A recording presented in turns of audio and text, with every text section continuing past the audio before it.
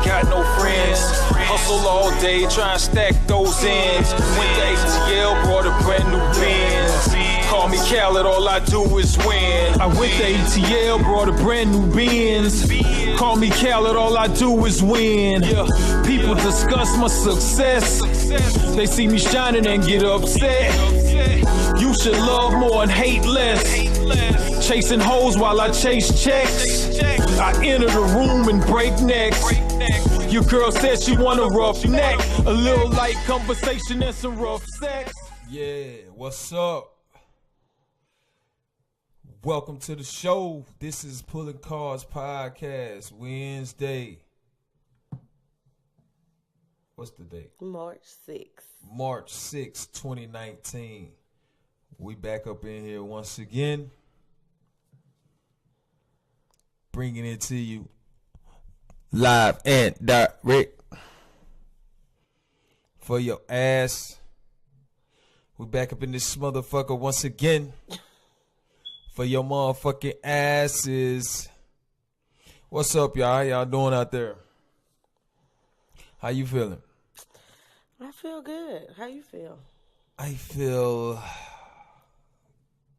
good. Wonderful. I'm not gonna complain because you know what I'm saying, when you complain with who's listening? Nobody. So fuck it. That's what they say. That's exactly what they say, don't it, man? People listen. People listen? Yeah. Really? I think so. Yeah, I guess so. Whatever.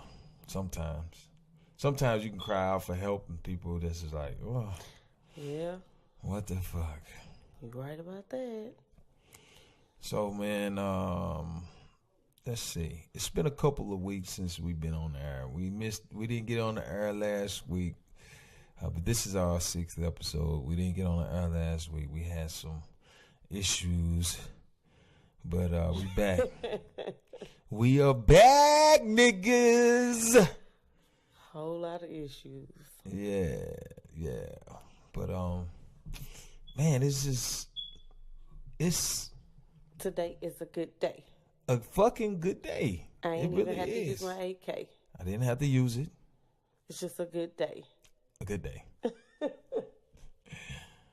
Yeah, man. Nobody get shot. Nobody get killed today. It was a good day. I don't know. The weekend, the shit might. Hopefully we can get by the weekend without a hitch. Oh, God.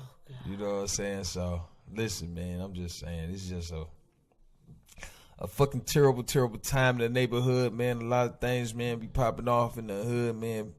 And my issue with the shit that popped off, which, you know what I'm saying?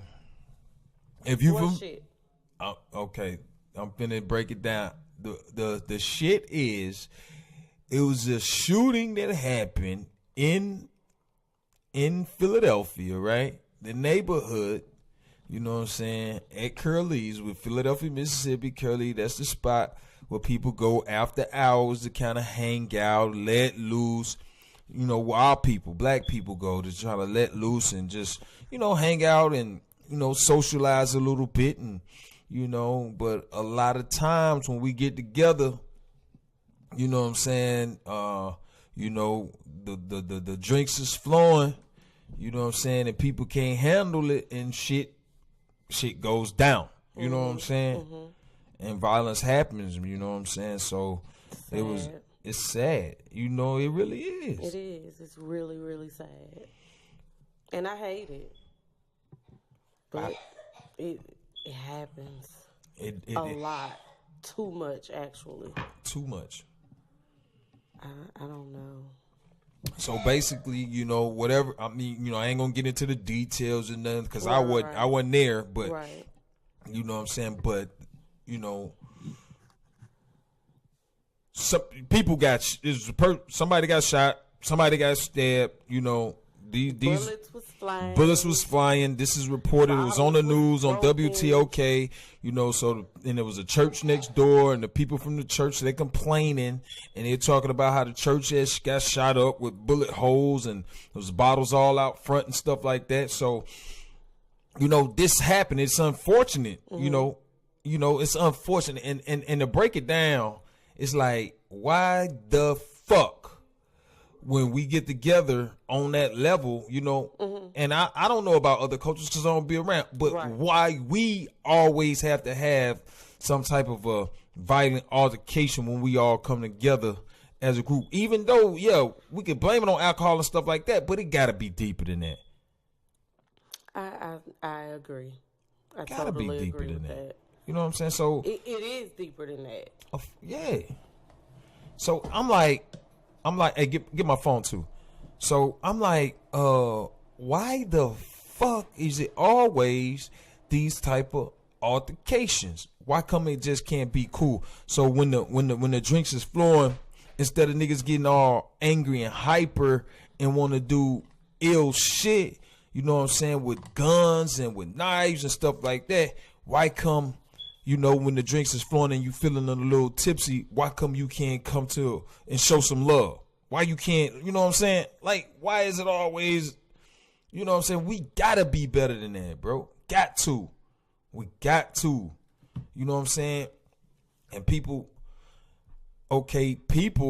like, okay, before I diagnose this whole thing with the culture and our people and why this stuff goes on, let's talk about the immediate aftermath of the shit, right? So immediately after, people got shot, people got stabbed. There was a lot of different shit going on immediately. So that shit could have went another way, right? So people could have actually lost their lives in that altercation, which is fucked up. You know what I'm saying? Because we all know each other. Because it's a small community. And when I started this show, I always kept saying, like, I don't want to spend a lot of time talking about, you know, our local stuff and what goes on. But, you know, it's a part of us, so we have to talk about it. You know what I'm saying? But I want to broaden this show out, and I want to be more broad because I want to reach a broader audience. But I'm going to stick on this for a minute. Okay, immediately after, people got shot, people got hurt, could have went another way. Motherfuckers could have lost their fucking life. Motherfuckers got killed. Right? That shit is fucked up. Okay, so immediately after that, people start putting the blame. You know what I'm saying? So motherfuckers want to blame, you know what I'm saying, Curlee, right? The owner of the spot. Right.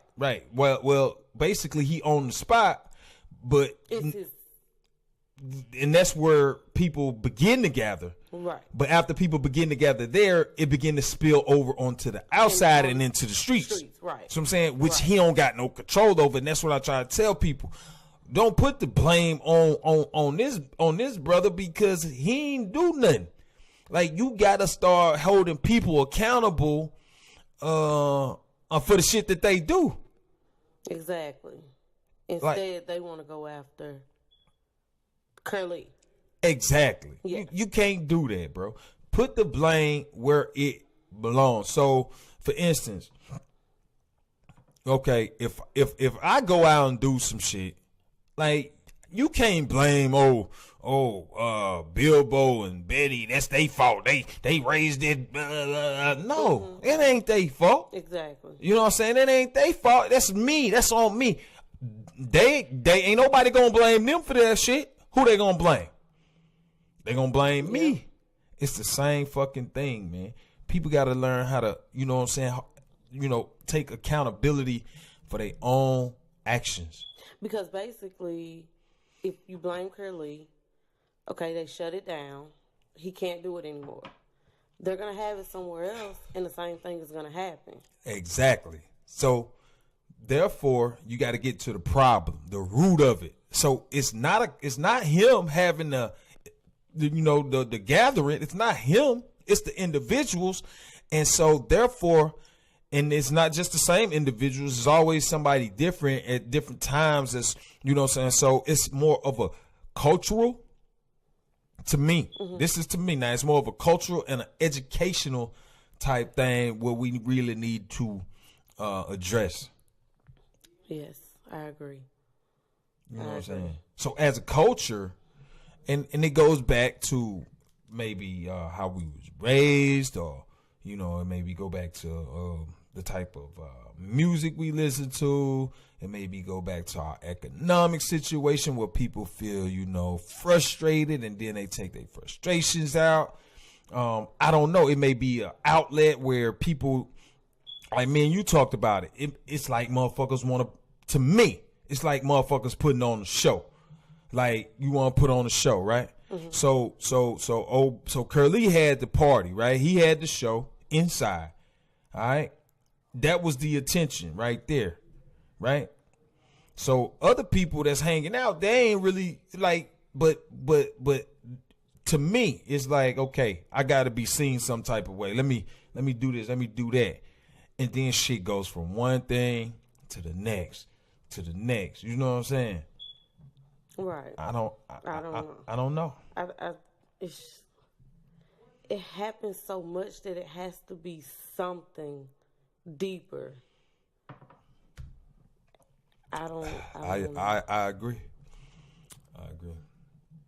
But just basically, all right, just based on the narrative, okay, of like, just saying like people. Okay, let me how I want to put this. Okay, let's say if you, right, mm-hmm. wanted to curb some of these incidents that happen with violence with black on black, right? What could you do, or what would you say to the people to kind of, you know what I'm saying, decrease some of that, you know, animosity God. Or angst amongst the people? You know, just anything. What would I say? Come on, give me the question one more time. I say, what could you say, or what could you do? You know what I'm saying, to speak to you know, young black brothers and sisters when it comes to, you know what I'm saying, violence amongst each other. What would you do or say to kind of maybe, you know, alleviate some of that? What could take place? I don't like. That's a good question.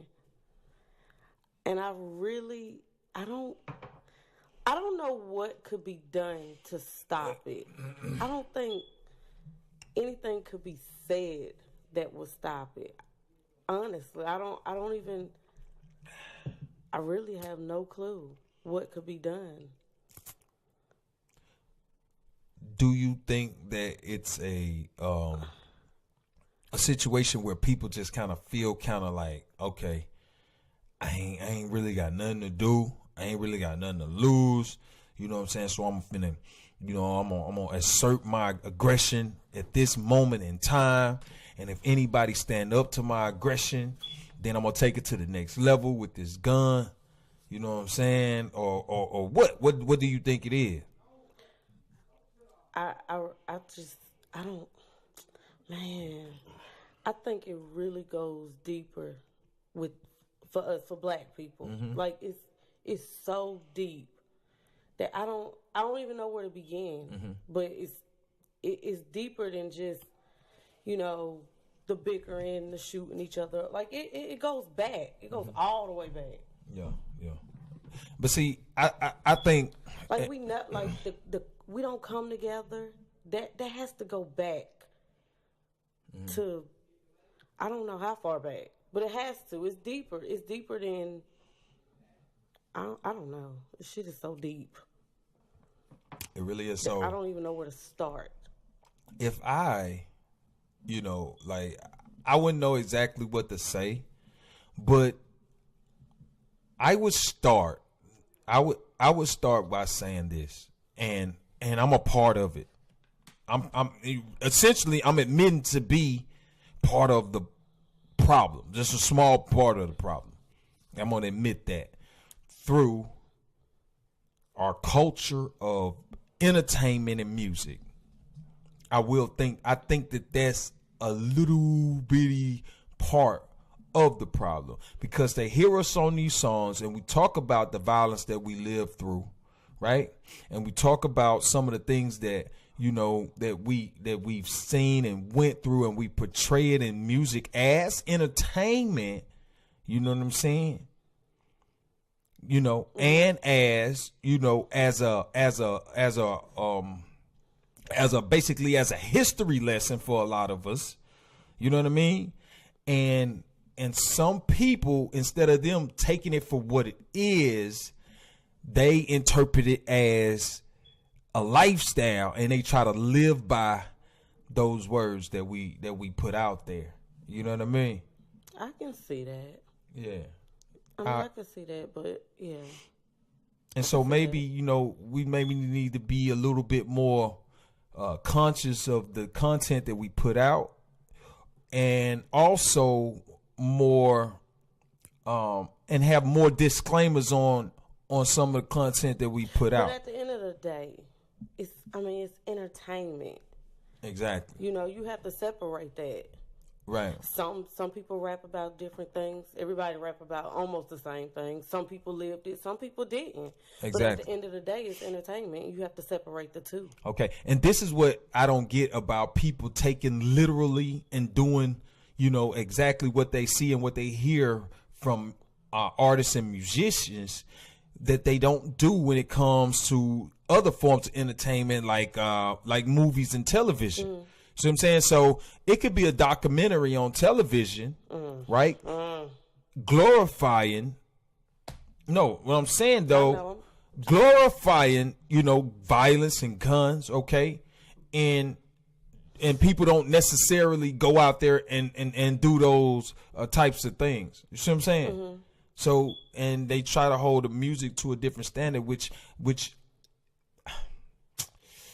man, is kind of pulling hairs, because I already know the impact that it has. You know what I'm saying? I know it has an impact, but at the same time, even if it has an impact, maybe okay, this is what I'll say to that. Music does definitely have an impact, and it will drive you in a certain maybe direction or path when you listen to it and you're a fan of a certain person. So maybe I would say this to the people that's out there. Maybe they should choose who they listen to a little bit better. How about that? How about that? I can see it, but you got to separate the two. You should be able to listen to whatever. Well, I can say that. Yeah, you could, but for me, I'm speaking from my point of view. When I grew up, I was listening to a lot of music, and I ain't gonna lie, that shit kind of molded me a little bit and had me, you know, maybe gravitating towards some things. You know what I'm saying? That maybe if I hadn't been exposed to, you know, those realities, that I probably hadn't been. But hey, you know, it was like. I don't know how to describe it, man. It was like the motherfuckers I was listening to, it was putting you up on good game. It was keeping you up on good game to keep you from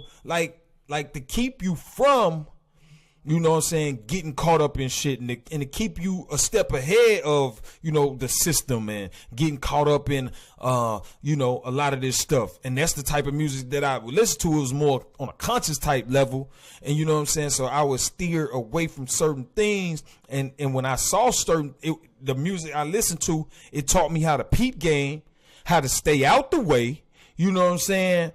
And how to maneuver, you know what I'm saying?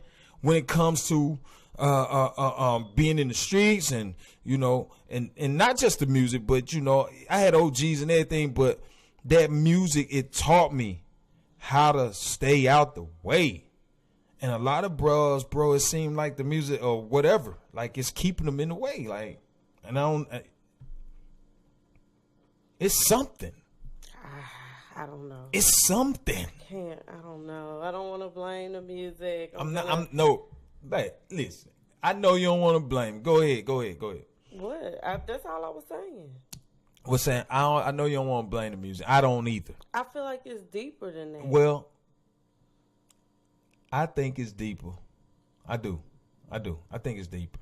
But I'm just gonna say this. I think that is one little minuscule point as well, and it's more stuff along with it. Like it's deeper than that, but I think that's just one point. I think that's one point. Maybe it could be. I mean, it could be. It could be. It could very well be. Yeah, I don't know. But I'm just saying, it got to be something. And it got to be stopped. Like, it got to stop. When does it stop? I don't know. What has to happen for it to stop? Because everything has happened. The only thing that's going to have that, I don't know. Like, we've buried people week after week. After week. When does it stop? I don't know. My people. Damn. I just hope we can get together, man, and just do better, man. Just show love, man. Man, dang, you know. And I get it. I done been there. I done did that shit too. You know what I'm saying? I ain't gonna lie. I done acted a fool and, you know what I'm saying, wanted to do. But, you know, shit. If I'm coming to defend myself. I ain't coming on no nut shit. You know what I'm saying? You know, and I'm going to be trying to diffuse situations. I'm staying out the way. And I know sometimes when people, you know, when people get involved in these situations, I know they ain't got no other choice. They defending themselves. Mm-hmm. So it could have been very well that, you know, what happened, it could have been a person that's trying to defend themselves. You know what I'm saying? So nobody looks at it from that standpoint either. But I'm going to look at it from all situations. The person that was shooting or whoever was shooting, they could have been very well trying to keep somebody up off of them. But, I mean, right. And I get that. And I get it. I get that. I totally get that. I don't really know what happened. At the end of the day, all I know is I'm just, like, the drama, period. It's too much. It's too much drama. It's not over. It's too much drama. And it's not even over $1. Like, over nothing. What are we doing? Like, listen, if the shootout or whatever happened, the people that got hurt, if it wasn't over a incident over money or an incident where you can't come outside no more, then it wasn't worth it. It wasn't worth it. People could have lost their lives. I'm just glad that nobody, that nobody got killed. Me too. Because it would have been another sad day. It could have went totally. It could have went totally different. I'm sure it could have. I wasn't there. I don't know. But from the stories and from the, it could have been different. And let me tell you something. I'm just so glad because anybody that was out there, I would guarantee you 99% of everybody who was there, if it had went to the point to where somebody lost their lives or lives, we would have knew who they were. And not just by name. Like we would have had conversations and hanged out before at some point. Yes. You know what I mean? So that's what I'm saying. This is ridiculous. Stop it. Stop it. Please. Stop it. Please. Stop that shit.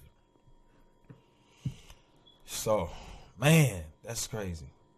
It's crazy. We had to talk about this. And this is the second time since we've been on air that we had to talk about, something like this that had happened. It's so tragic. I mean, it's tragic. Like, it's just, no. It's no cool points given. It's just, it needs to stop. All across. It just gotta stop. Gotta stop, y'all. So yeah, I mean, and I don't understand why, that shit happens so much. It's just a very, very, very, very unfortunate thing that happens. But we're gonna get it right. Yeah, hopefully we'll get it together one day. Yeah, one day maybe all this will come together. Like, I don't know. If not, I don't know. I don't plan on being here to see. I mean, but you got to realize this cultural thing. I mean, it happens all over. Yeah, it happens all over. Not where I'll be at. Shit, I mean, we'll be in that city, but not where I'll be per se. I get that too. All right, so here we go. Let me ask you this right here. Okay, so, all right, which I'm asking this in the past tense, but it's still in the present.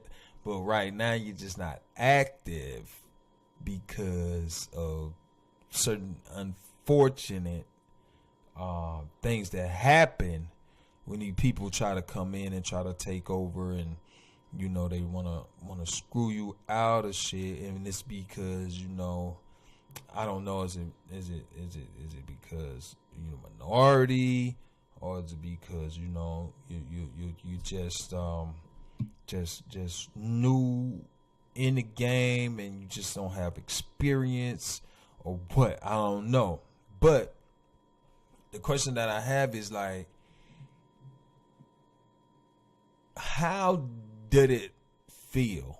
I'm saying it in the past tense, but it's current. But right now, like I said, it's not. You're not actively conducting business. But how did it feel? You know what I'm saying? Initially, owning your own business. When I'm talking about the used auto sales business that we had going. How did it feel like being a part of that and seeing it, you know, go from, you know, being just an idea, you know what I'm saying, to actually happening, and we would and actually, you know, moving units and selling cars and buying them and making these deals happen, to doing that, and then to where it is now, where we just kind of, you know, not being active and, you know, in limbo, just kind of waiting to try to get everything back going. How did it feel like from the beginning, when we first started? Like, talk about that just for a second. Okay, so when you first went to the classes, I was like, okay, this might be all right. You know, it's different. Yeah. And we had been talking about doing it anyway. That's what I was getting at. Yeah. Like, how did the idea, like, do you know? I don't really remember. I just remember I don't really know where it stemmed from, but we just always talked about going into the car. It might have been income tax. I don't really know. Mm-hmm. You know, but we was just like, we gonna sell cars. Mm-hmm. But it never, you know, I didn't think it was gonna come to pass. But anyway, so you went to the class, and even when the license came, I was like, wait a minute, babe. Before you get to the license, it's something that I want to say, because I never forget, like, when we was talking about it, and you was like, it didn't happen, and I don't know what was going on, but you I think, did you leave that job that you was at for something, or what happened? Because you was like, hey, I want to do something, and you didn't know what to do, because you was talking about going back to school or something. Oh, I was in school, and I was the surgical tech. Yeah, I knew it was something. Yeah, you was doing the surgical tech. I was going into the surgical tech program. Fuckers, they screwed me. But anyway, so I didn't get in the first round, but at the time that the letter from the school came in, Mm-hmm. I think maybe like a couple of days later, license came in, the business license, Mm-hmm. the dealer license. Right. And so I was really happy. I was like, oh my God, we about to do this. But then the happiness turned to, like, I was really scared. I was like, oh my God, because I know you. Yeah. And I know it was gonna go fast. And I'm like, oh my God, I can't do this. This is crazy. What are we doing? So anyway, you kept on, of course. We got the building, we got everything set up. And when we got our first car and we sold it, like, it was amazing. It was like a wow moment for me. But Mm-hmm. I was still scared. Yeah. Because our first car was buy here, pay here. Right. We up in these banks. We talking to presidents of the banks, and we trying to get them to finance us. And I'm like, I cannot believe this is happening. Doing this. But it was, and we did it. And I mean, it was scary, but it's a good feeling. Yeah. It's a good feeling. The thing that I remember about it is, And it moves really fast. really fast. really fast. It can be a little overwhelming. It really can. But, it was good. The thing that I remember about it is like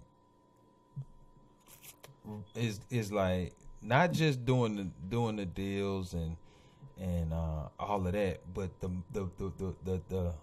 number one thing, because I always had to have like a lesson where I want to try to give, you know what I'm saying, like advice or a lesson or something. And I tell this to everybody that I, go into a venture with, and I told you the same thing, because you at one point things was looking down, like it was so much stuff that we had to do, with the licenses and the insurance, and like with the lot insurance and the dealer tags and finding a finance company to, and all of this stuff. Overwhelming part. Oh, it is. It's so much. Like, it's draining. It's depressing. The denials is depressing. But then when you get that acceptance, it's like, okay. Yeah. And I don't know nobody else. I don't know anybody that personally that I think, and I know it's somebody out there that could prove me wrong, but I don't know anybody who could have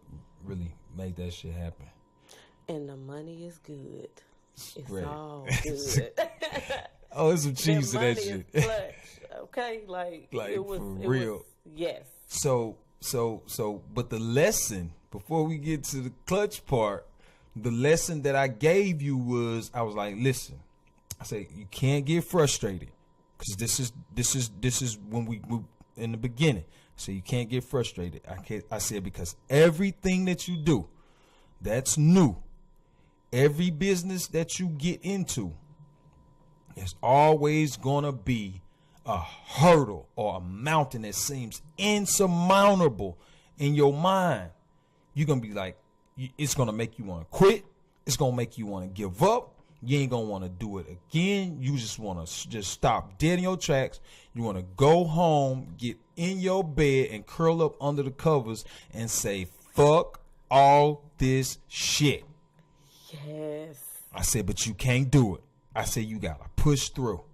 You gotta fucking push through. And I said, when you get through, it's gonna be gravy on the other side. I told you that shit. Your pep talks is amazing. I'm telling you. And when we got through that motherfucker, what it was great. And what I tell you. It was great. Yeah, that shit was like legit. Though. I don't care. I have to have them pep talks in everything we do. But see, I had to see, the reason why I know this is from experience, because I went through it with another business. I went through it with the record service, and that's the one where I really saw it.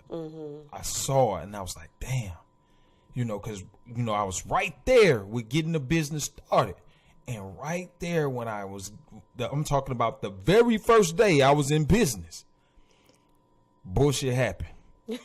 And I was like, you know what? Because people had already put doubt in my mind and saying that you can't do it. This, boom, whatever. Yeah, you can't do this, you can't do that. So people already put doubt in my mind.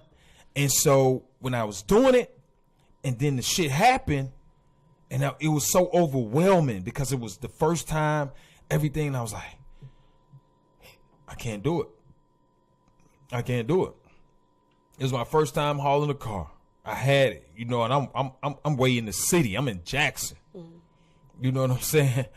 And man, like, it was something that happened, and I'm like, oh my goodness, I can't believe it. You know what I'm saying? Now, mind you, all this stuff that I'm doing, like, it's covered. It's covered fully. So right. Even if an accident happened, like, it's still a wash. So be it. But this time, this car, it came off of the wheel lift in traffic on all sides in Jackson. This is after school, like, it's school buses, everybody out there. So the car come off, and I ain't even off the truck, and it's rolling. So I'm not really realizing it. And so I looked in my mirror and I saw something, but I'm thinking I'm just pulling it behind me. But then I did a double take and I see it. The car. Yeah. So at the same time, I'm thinking I'm in the middle of traffic. Like all this going through my mind at this one time. Like in a split second, I'm thinking all this traffic, the car. I can't do this. Fuck it. This shit. I'm gonna go, and I'm just gonna leave it because I'm a little bit embarrassed and all this shit. You know what I'm saying? But then in that very next split second, I'm like, I can't. I gotta get it. So I stopped. I threw the truck in neutral and hit the park brake. So I jumped out. I chased the car down. You know what I'm saying? I chased the car down, and I stopped it, and I put it in park, and then I in traffic, people is watching. It's hot. It's like damn summertime, almost summertime. It's like in mid-April, like right before May or some shit, and people is just watching, and I'm like, shit. So I get back in the truck, I hook up to it. Like it didn't even take long, all to hook up to it. And I hooked up to it, and I took it where it's supposed to go without another problem. And ever since then, like I didn't really have any issues like that after that. Like it was like smooth sailing. So I got over that initial hurdle. You know what I'm saying? That make you want to quit. You do know somewhere you are on somebody's iPhone, somebody's Android. Yeah, somebody's showing it to their friends. Somebody's YouTube. We just haven't seen it yet. Damn. Somebody got that video. I know it's out there. And they like, look at this dumbass motherfucker. Look at this stupid motherfucker. When towing a car goes wrong. Yeah, shit. Get out the way, you fucking asshole. Hurry the fuck up, son of a bitch. I gotta pick my kids up. Block it. I had that shit blocked, nigga. I was like, fuck out of here. That's hilarious. Mm-hmm. Okay, so we get over the hump, get over the hurdle. Okay, we making money, and them checks was good, boy. Like, nigga, I'm telling you, that shit was legit money. Good. And so, from going from that, okay, to seeing the business where it is now in a kind of a lull, you know what I'm saying? Like, how do you feel about that? Well, it was all right. So we got this. So we was doing good. Everything was going good. So we get this company, and they're like, okay, if you're in a better location, we can do business, basically. So we move it. Biggest mistake. Okay, we move it to a more broader location, traffic, we got the traffic or whatever. And they didn't do business, which actually caused us to, basically shut down. But at the same time that was closing, the music door was opening. Mm-hmm. So I really didn't get a chance to just get down about it. Mm-hmm. The money, the money is the motivation. Like I missed that. But the music, it moves so fast anyway that we really wouldn't have time to do that and the music and the record service. Well, with that money that's with the auto sales, I think if we still had it going, and it would be a lot, but I think if we could have maybe hired, a couple staff members, we might have could have. It could have stayed up, but yeah. I didn't really get a chance to feel a way about it because the music door was opening, and so yeah, So yeah, but that was just something that I thought about today. Like, how do you feel, and then and it's another thing. It's good to let people know. What's going on, because you got people out there wondering like, damn, I wonder what happened. They was doing business. Well, that's what happened. Yeah, so business partner gone bad.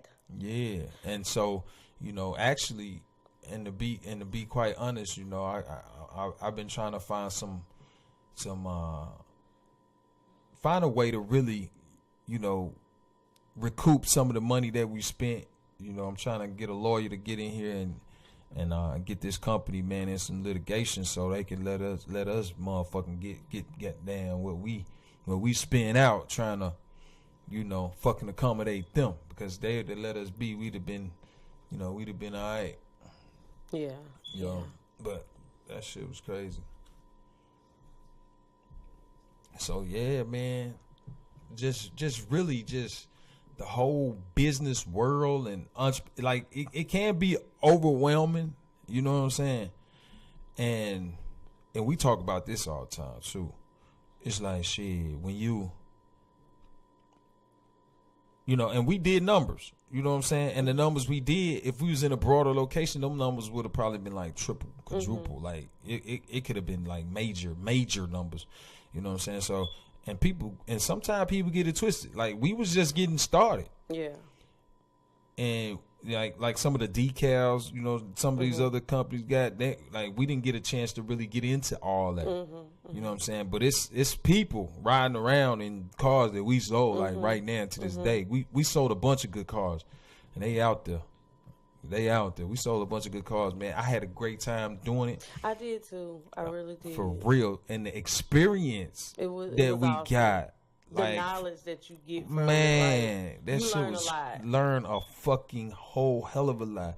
And I met a lot of great people, you know what I'm saying? A lot of other business conferences. Business owners, man. My man down there in Meridian, Hal. Oh my goodness. Oh yeah. Shoot. Listen. I'm telling you, you can make some money if you can get into that, man. But it's a lot of hard work. Trust me. But we took a big L behind it. Yeah, we did. We took an L for sure. We took a And L. I want my money back. I want my money. And I want it now. Shit. God. Yo, so. Now. But we should have had our business in order, so.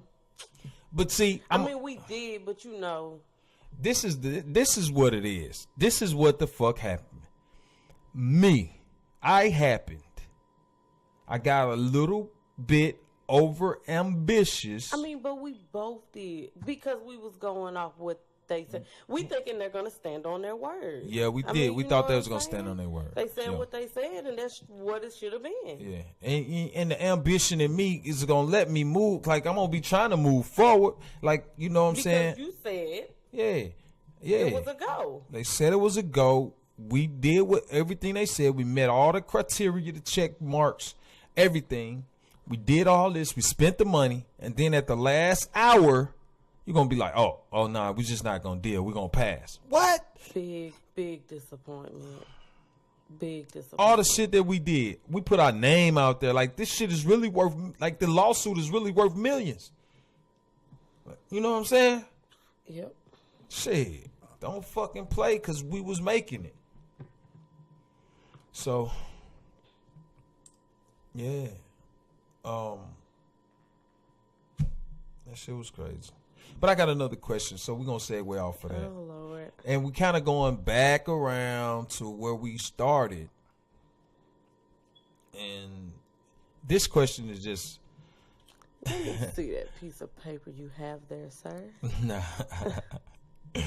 Now this is just a general question. It's kind of gonna give people an idea about who you are and where we came from a little bit.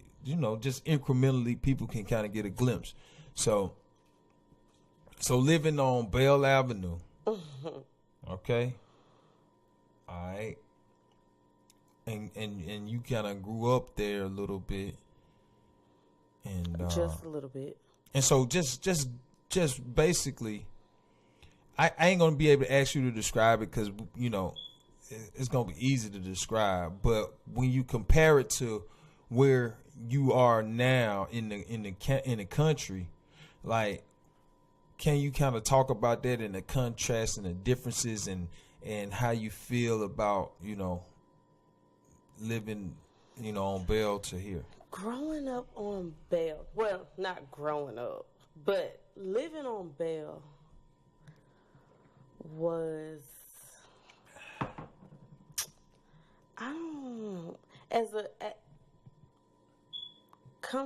as a child, it was okay.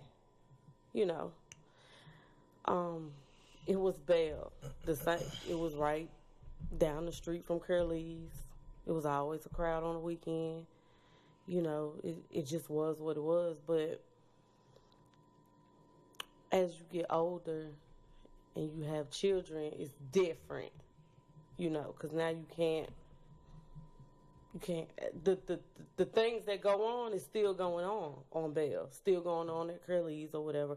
Well, not at Curlee's, but in the street, up and down the road, all night, the shooting, all that. It went on. And it was bad. It had got bad. But we chose to remove ourselves. Here is different. It's relaxed. It's laid back. Half the time, I don't know what's going on, in the city, and I don't really care. But I know my kids.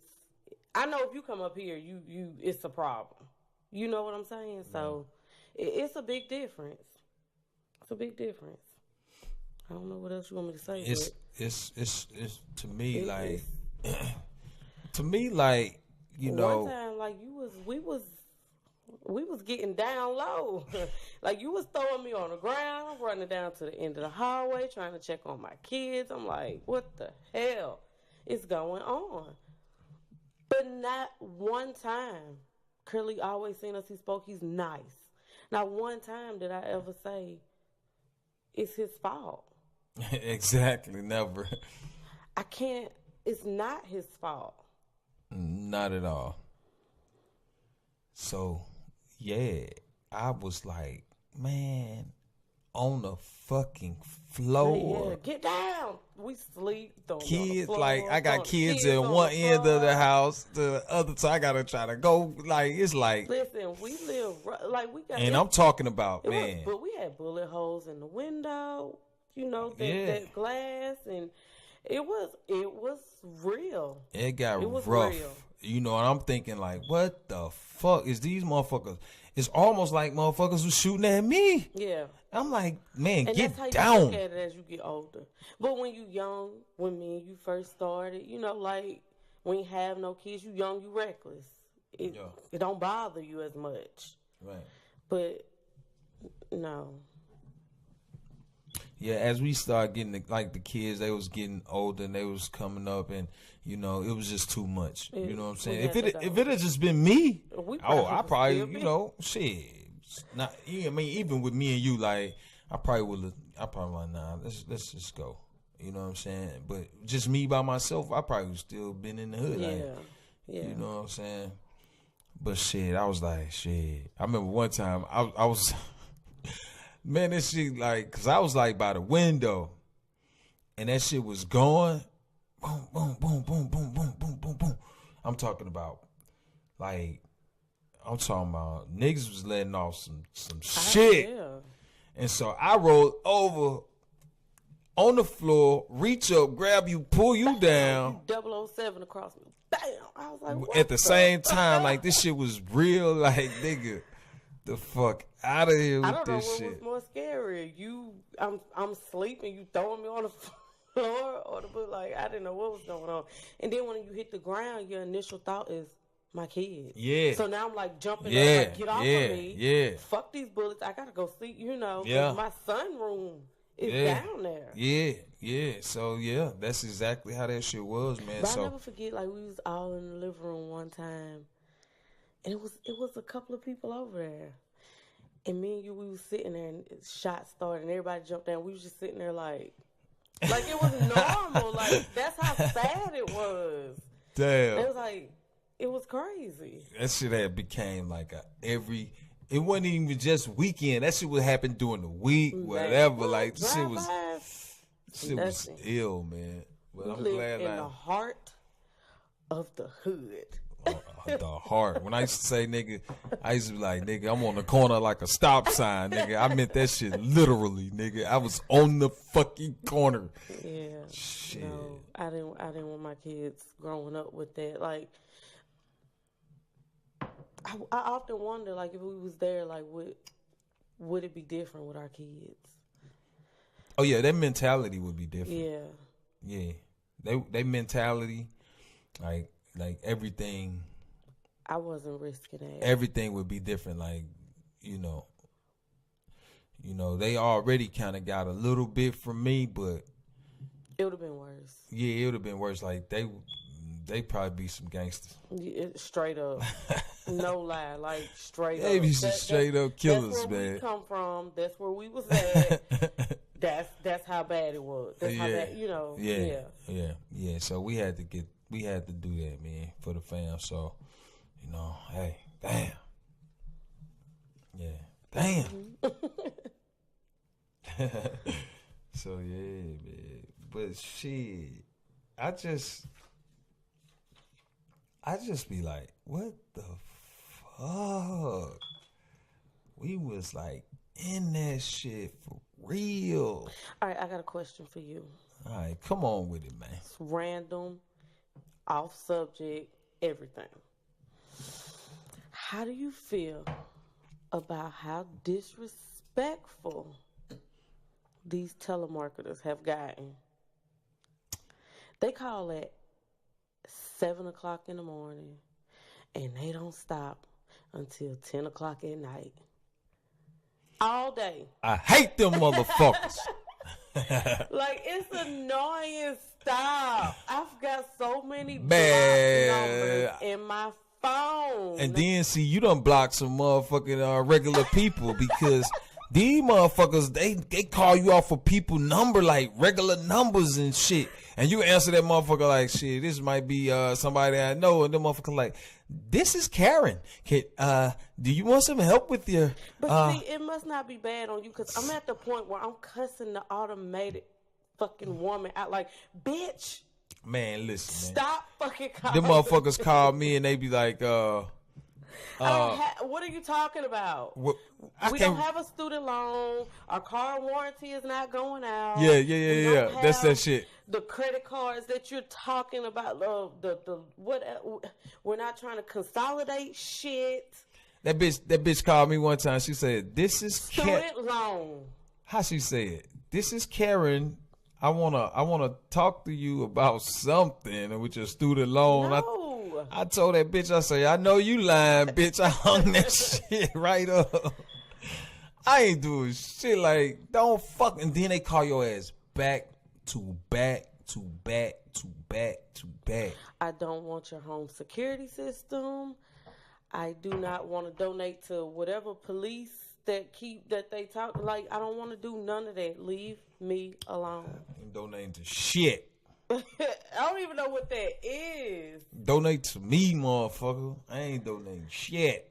It's horrible. Them motherfuckers need to be stopped, man. It's really gotten out of hand. They using cell phone numbers. And then, like you could be in the bed, like, I think they do this shit, because I'll be in the bed, I'll be asleep, right? And my phone ain't really ringing or nothing. But once I get up and I grab my phone, and I go Karen. to that, Karen hit my ass. That bitch hit me every morning, man. She give me a fucking wake up call. I'm like, bitch, what you want? She want to talk to you about your student loan. I don't want to talk to you, bitch. Well, talk to her and see what she say. I don't want to talk to that bitch. Fuck around and answer that bitch about student loan. That bitch be goddamn trying to take me to court for some shit. Bitch, no, I am not the father.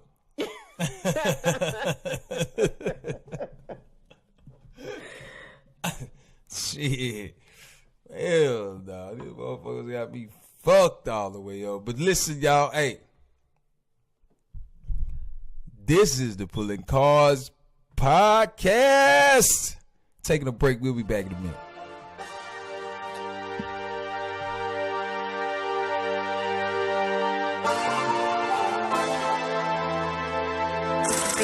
Production.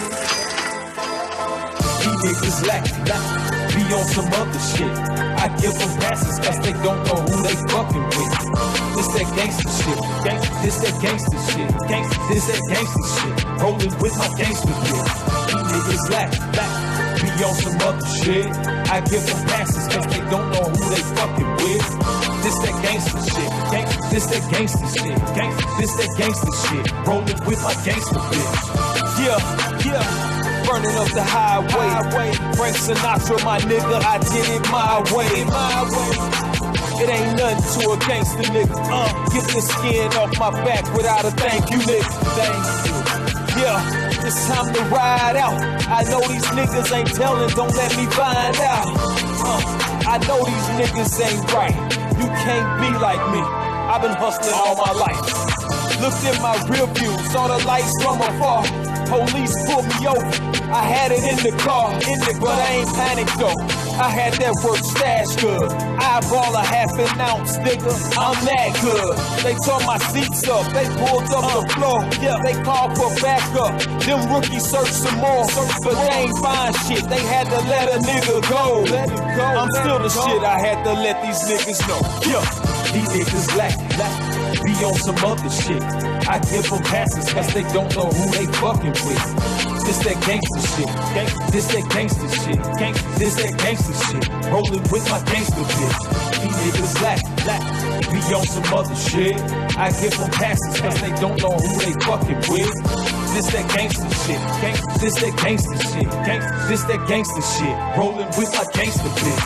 Back to Mississippi. Just crossed the line, oh. I'm the boss, King Castellano. I made it home safe, 2 in the back. I'm short with my bread, that bullshit'll get you whacked. Yeah, I got shooters, they move when I say so. Fuck a drug case, I got lawyers on the payroll. Went out of town, copped those keys, came back home and put it on the street. Shit ain't sweet, but my kids gotta eat. I tried to tell them right, they wasn't listening to me. But what do I know? Glass pot, gas stove. This shit is easy, I can whip it with my eyes closed. Yeah, the work go hard. I'm still the best from around these parts. Yeah, I'm still up in my zone. Don't run up in my home. Got a pocket full of money, spend the shit until it's gone. Yeah, these niggas lack. Be on some other shit. I give them passes cause they don't know who they fucking with. This that gangster shit. This that gangster shit. This that gangster shit. Rolling with my gangster bitch. These niggas lack. Be on some other shit. I give them passes cause they don't know who they fucking with. This that gangster shit. This that gangster shit. This that gangster shit. Rolling with my gangster bitch.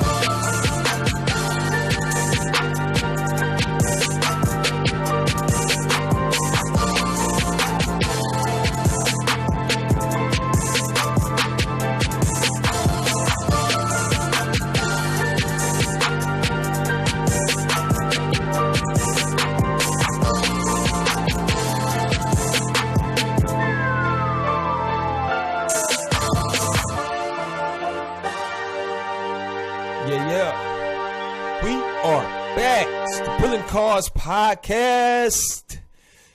I'm Triple B with the lovely Sharonda. This part of the show is brought to you by Beeman's Record Service. You never know when you need a tow. If you find yourself in a situation where you wake up in the morning and go and start your car and your vehicle won't start because you need a tire change. Tire is flat. Need a tire change. Call one of our technicians. Call 601-575-6071. We'll send a technician out to help you with your flat tire. If you find yourself in a situation where you are at the grocery store, you are in you're at a grocery store. You come out and you left your lights on. You need a jump start.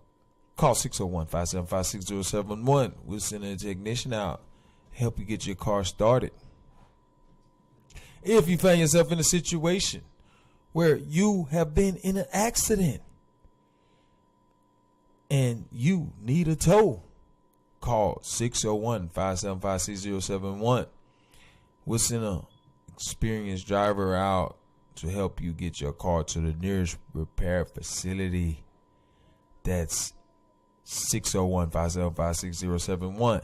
Beeman's Record Service. You never know when you need a tow. Yeah, we are busy. Yeah, you can go ahead. Yeah, we are busy. I'm Bizak, and I'm on that Yizak. Yes, sir, Yizak. Like my boy Zizak. Zach LaVine, that is. Chicago Bulls just upset the Philadelphia 76ers with Zach LaVine with a last-second heroics to win the game. I am a Bulls fan, if you people don't know. Every time you see me, you know what I'm saying, you see me, I represent Chicago Bulls. I'm a Bulls fan. I'm a Bears fan as well, man. As you know, I like other teams. I like LeBron, so therefore, I'm kind of rooting for the Lakers, like I did with Kobe. I like Kobe, so I kind of root for the Lakers a little bit. But I'm a Bulls fan. I'm a Bears fan, and so there you have it. There you have it. Now, the shit with LeBron on tonight, Wednesday, March 6th. LeBron James just passed Micheal Jordan for the fourth in all-time scoring in NBA history. LeBron James. Okay. Yeah, so before it's all said and done, LeBron will probably be number 2 all-time scoring when it's all said and done. Who's number 2? Right now, number 2 is, I think it's Karl Malone, number 2. Okay. Yeah, so. Number 1? Number 1 is Wilt Chamberlain. Okay. Yeah, so LeBron is, he's on a... I know Wilt's won. I'm thinking it's either between Karl and Kareem as 2 and 3. Karl Malone and Kareem Abdul-Jabbar. And LeBron is 4th. Micheal is 5th right now, all time. Yeah, so that's a feat that I know going in as a young boy. You know what I'm saying? Some shit that you would never, ever thought that you would reach. Right. You know what I'm saying? The status of, like, you just passed Micheal Jordan. Like, the greatest of all times. So, I know that shit is, like...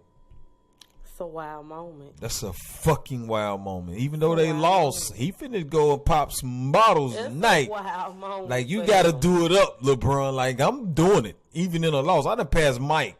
You know what I'm saying? So, and think about it. You know what I'm saying? He just passed Micheal. So, he got the call.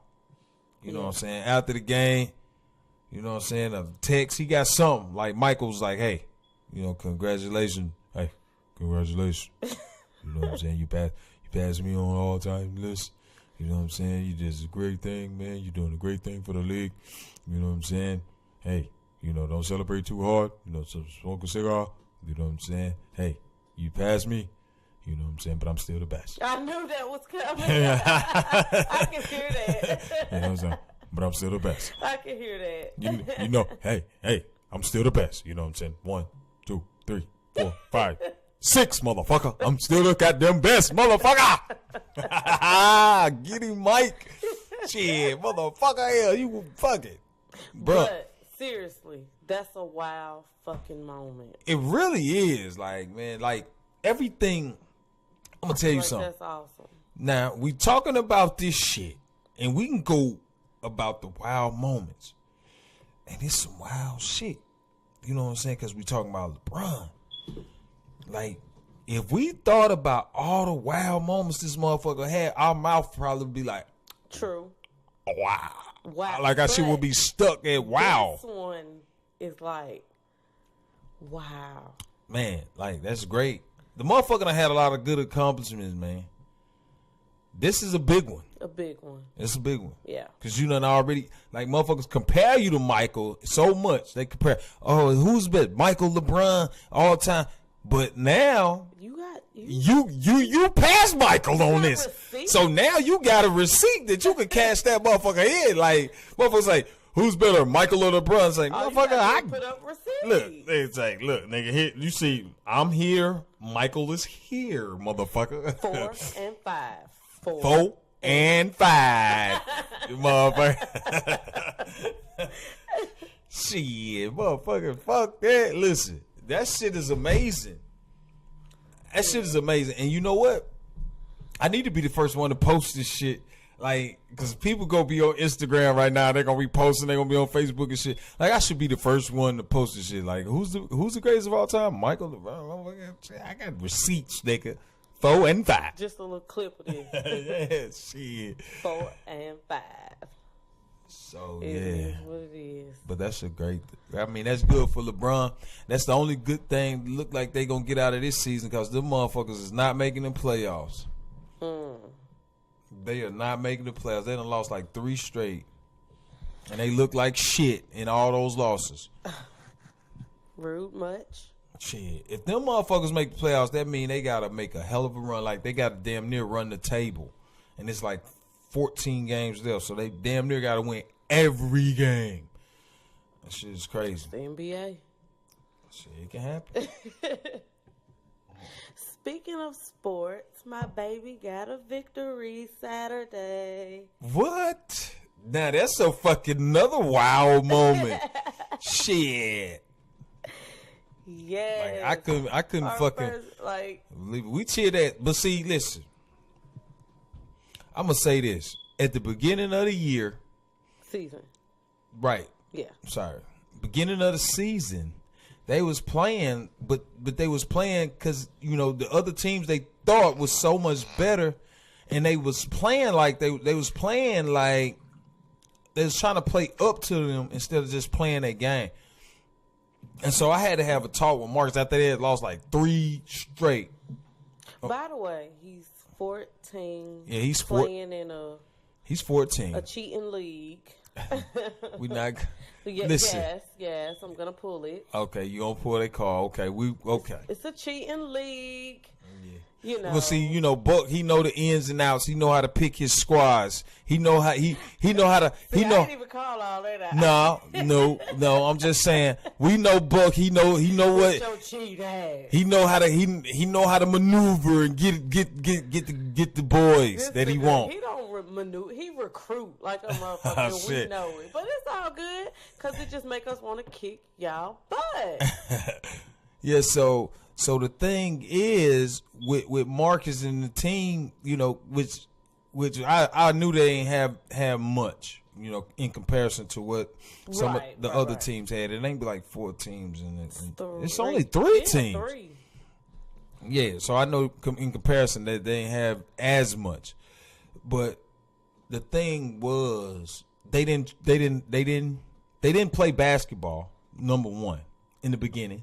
So they had to take those lumps early when they had those 3 losses back to back, 3 maybe 4 losses. And then Marcus, he had to go out of town for 1 week, and so they had losses that week. And so then this week they finally come back and they got 1 win. So I don't care. It was a good win. Yeah.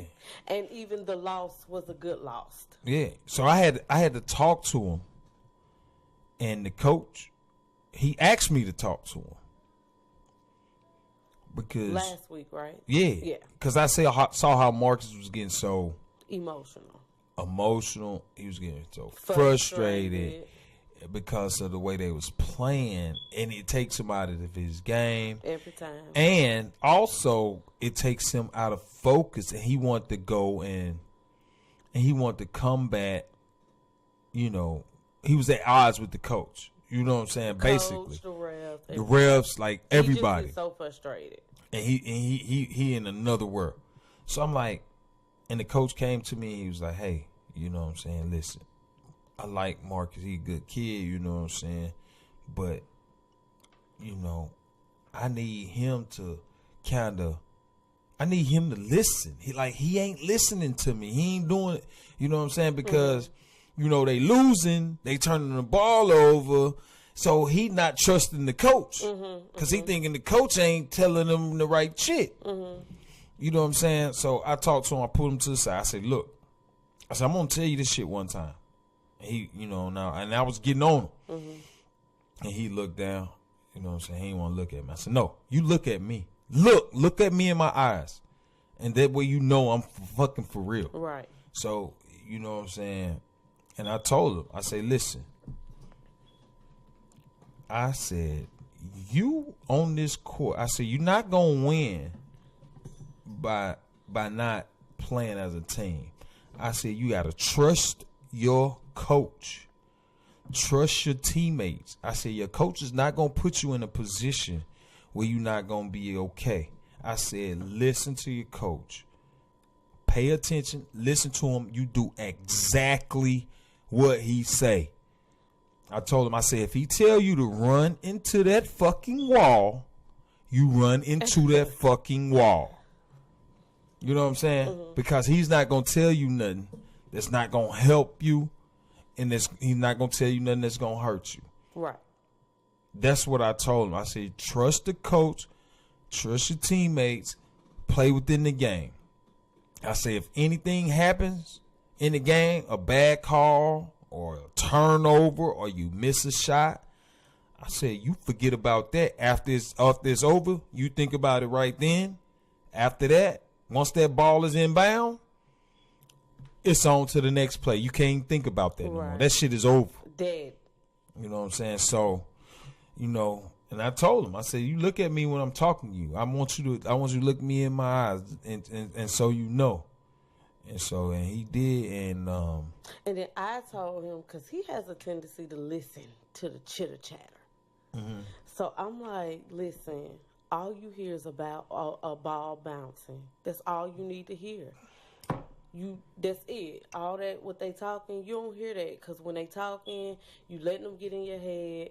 And Scooter, and Scooter, you owe me $15,000. Yeah, which he's the son. I want my money. Of Golden State coach. I want my money, Scooter. And so it's like he told Marcus Saturday. He was like, yeah, I'll be talking. He was like, because I know it knocks you off your game. I was like, see, I've been telling you this. So he didn't listen, and he had one hell of a ball game. Yeah, he did. He had a good game. And trust your shot. When you said trust your, because I was like, yes, and trust your shot, because you can shoot when if you. But see, he overthinking his shot. He doing too much. But he got out there. He was letting that motherfucker go. He was letting that bitch go from the timeline. He was knocking them motherfuckers down. Threes down. I was like, yeah. Who is this kid? But see, he can shoot like that, and I was like, damn, because we be playing one-on-one. We play one-on-one and stuff like that. And when I was watching him when he was playing against like him and Vontae would play one-on-one, and then, just like in practice and stuff, he would cook their ass, like shooting all over that motherfucker. But in the game, he wouldn't shoot. The pressure's on. You got eyes on you, and you got people watching. And so what happens is he'll miss one shot, and he'll never let it go. It's always in his head. So even when he open and when he shoot it, he's shooting to miss instead of shooting to make it. Yep. It's because his confidence, because he ain't seen it go through the hoop. But once he saw one go through and two, shit. That one. Yeah, he just started shooting that motherfucker, and nothing but net. Yeah, you just gotta like basketball. You gotta play. You know what I'm saying? You can't be too like. Listen, you can't. You gotta be like Kobe.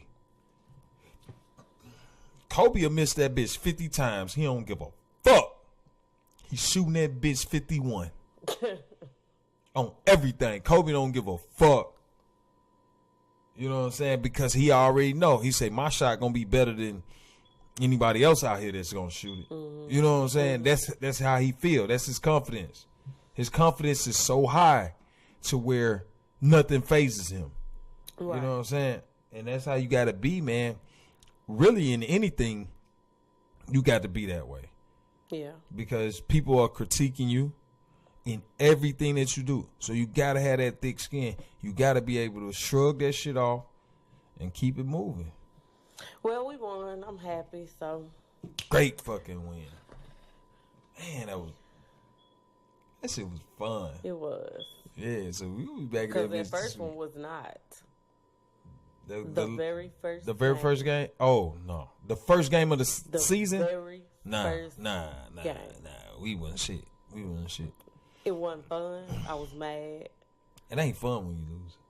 But it was just, But anyway, we won. Zari and them, they had a tough loss too. Them girls, yeah. Wow, man. But that was a great fucking game. Good game. Great game. But I feel like if they coach had kept that press on, they would have won. Because every time they put pressure on that ball, them girls were turning over. And Zario getting them steals, they laying it up. But he came out there press. It was a close game. He come out the press and wanted to play zone. And he let the other girl, because she good too. He let her find her spot, and she was getting them layups, man. She was picking through that zone and laying it up. Mm-hmm. But he should have kept that press on. I guarantee you. That was a tough. What was it about? Lost by one? I think they lost like one or two at the maybe, most. Yeah, it was bad, but. Yeah, but they play hard and they play good. Yeah, they played hard. They played good. And then, fuck, why did I go to the damn... Do you see how funny this shit is? And why did I go to this shit? Because, the segue that I'm about to go into is fucking ironic. It really is. Because we talked about Zaria and the girls and their basketball team. It was a team of like 13 and 14-year-old girls. Oh. And now I got to talk about R. Kelly. Oh. You know what I'm saying? Ain't that some fucked up shit? Hells. But on the serious side with the R. Kelly shit, and I ain't one of these motherfuckers that like to pick and like to, make jokes at motherfuckers' expense. I'm not a comedian. I'm out here on real shit. And let me tell you something. Man, the shit these motherfuckers trying to do to R. Kelly, man, the shit is fucked up. Yeah, I agree. That shit is fucked up. I can't get with this shit. I can't believe this is happening. Like they finna lock this nigga up on some real shit. Yes. Like he done. The public has convicted him. Man, it doesn't matter. He's dead out here, bro. When he go to court, yes, ultimately it's left up to the jurors, but he's already been convicted. He's already been convicted in the court of public opinion. The 12 people that's going to sit in there, in their mind, they're going with the conviction. He's already guilty when they get up there. I hate it for him.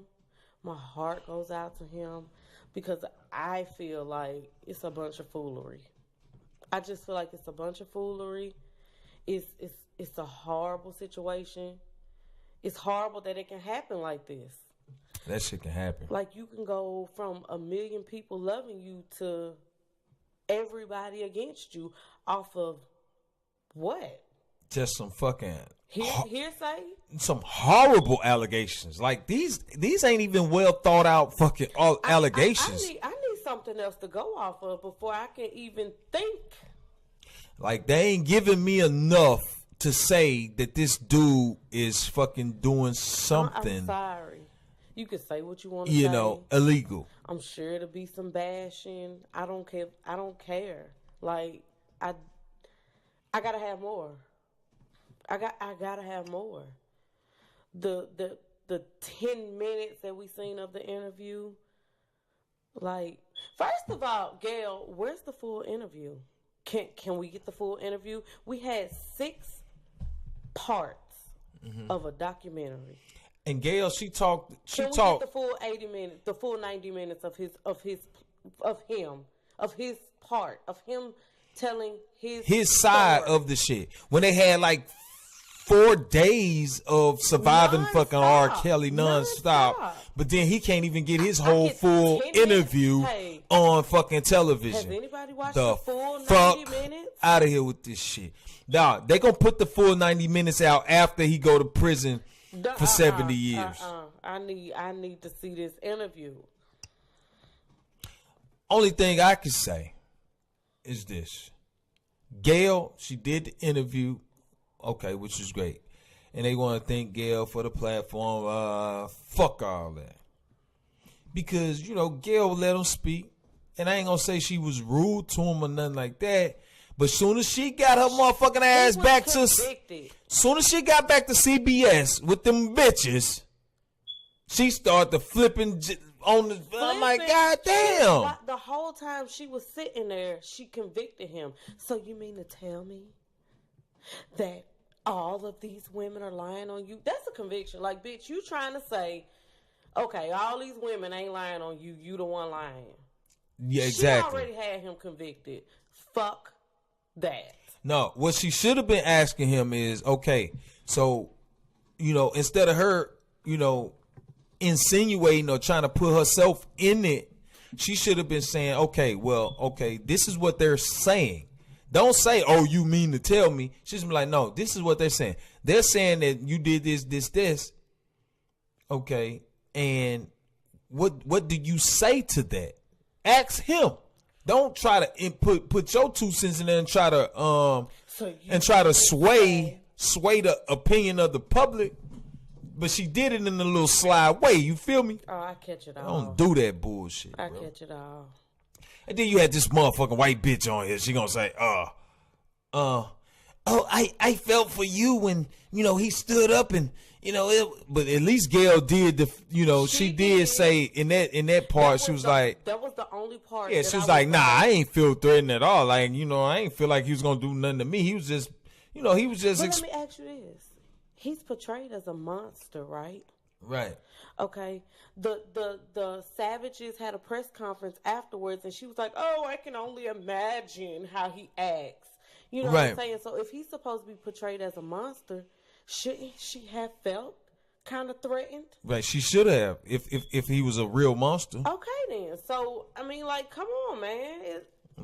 No, she wasn't I'm threatened. looking at all this. You want to know why she wasn't threatened? Because that man, listen, Gail, she from Chicago. She fucking know R. Kelly. She know R. Kelly. Exactly. She was talking about, I talked to him 5 minutes and at a party and we spoke. No, bitch. You done talked to R. Kelly. You know R. Kelly. You done been around him more. You from Chicago. He more of a Chicago legend than you are. He's up there with your bestie, Oprah, in Chicago. So don't play. You know what? Let me tell you something. Don't fucking play.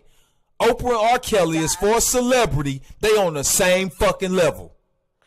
Don't play. Don't don't even mention her. I just get all They on the same level.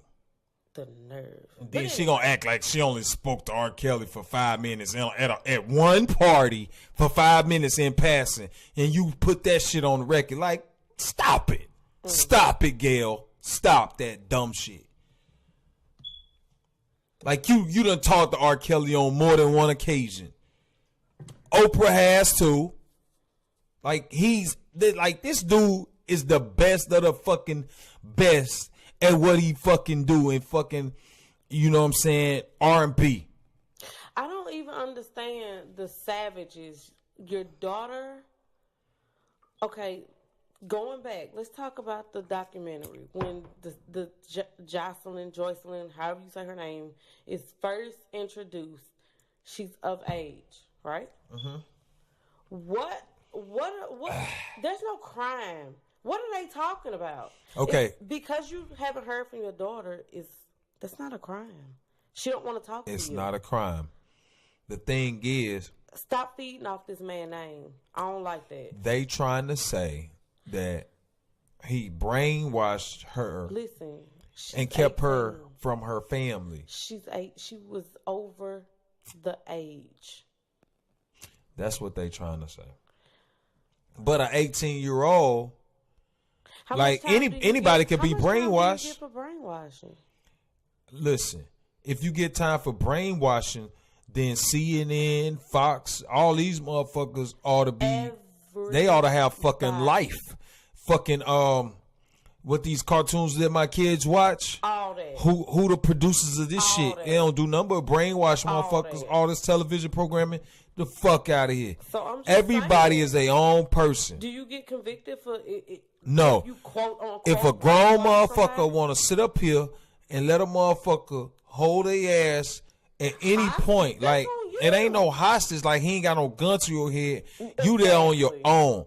If he's doing something that you don't want to do, or he prescribing you to something that you don't subscribe to, then fucking leave. You grown, but they don't want to leave because they don't want to leave Kerli. I will tell you this, and I don't care. People get mad if they want to. But the part that absolutely 1,000% when he say them savages pun Jocelyn off, I believe it. Period. 1,000%. You mad? Let's talk about it. 1,000%. I'll debate it. I agree. I'll debate it. I believe that shit right there. Man, that motherfucking woman, that girl, that woman's mama, Jocelyn, her mama, ain't nothing but, man, if you look at that motherfucking bitch background, ain't no telling what the fuck is in her background. I believe in fucking Atlanta, man, that motherfucking, man, that wretched club bitch. Like, I ain't gonna take credit for that. I got that shit from motherfucking 5150. I knew that motherfucking wretched club bitch. That's what the fuck they is, man. This shit is fucking wild, man. This shit is wild. That bitch come from Stewart Ave, man. Stewart Avenue. Niggas in Atlanta know what the fuck I'm talking about. I don't. Shit, that bitch come from Stewart Avenue. Where the motherfucking prostitutes be walking up and down Stewart Avenue. Goddamn selling that motherfucking pussy. Shit. And now, nice. Yep. And she birthed little Jocelyn inside the hell, you know, hey, I can't dance no more, you know what I'm saying? The stomach done got out there a little bit. Motherfucker, the price done went down. She can sing a little bit. Let's see what we can do. Let's take over here to R. Kerli. And the little bitch ass husband, he right there with him, just following. Yeah, because he pimping too. He probably was on Stewart Avenue pimping. Listen, I don't respect that man. Fuck that. Because one thing about it is, we got boys, but if we had a girl, I don't give a damn. That nigga's a pimp! I don't give a damn how old she is. If we want to see her, we kick. That nigga is a pimp. You hear how he said? He said, "Come on over here, baby. You know how we growed up when we were coming up in the neighborhood.